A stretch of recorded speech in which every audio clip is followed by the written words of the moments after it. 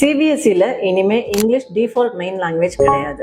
3 language system compulsory. இந்த academic இயர்ல இருந்து கிரேட் 6 ஸ்டூடெண்ட்ஸ் 3 லாங்குவேஜஸ் கண்டிப்பா படிக்கணும். இந்த 3 லாங்குவேஜஸ்ல 2 native Indian languages and 1 foreign language.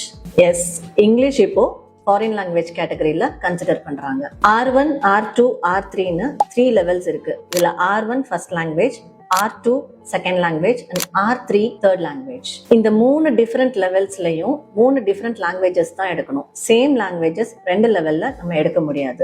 Great 10 வரைக்கும் ஸ்டூடெண்ட்ஸ் 3 லாங்குவேஜஸ்லயும் கம்ஃபர்டபுளா இருக்கணும்னு சிபிஎஸ்இ ஃபோக்கஸ் பண்றாங்க. இங்கிலீஷ் ஸ்பீக்கிங் ஸ்டூடெண்ட்ஸ் மட்டும் இல்ல, மல்டிலிங்குவல் ஸ்டூடெண்ட்ஸ் கிரியேட் பண்றது தான் மெயின் கோல்.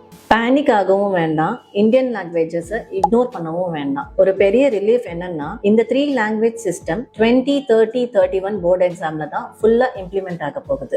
உங்க சைல்டுக்கு பெஸ்ட் லாங்குவேஜ் என்னன்னு தெரியணுமா? கமெண்ட்ல லாங்குவேஜ்னு டைப் பண்ணுங்க. சிபிஎஸ்இல அவைலபிளா இருக்கிற Indian languages and foreign languages லிஸ்ட்டை நான் உங்களுக்கு ஷேர் பண்றேன்.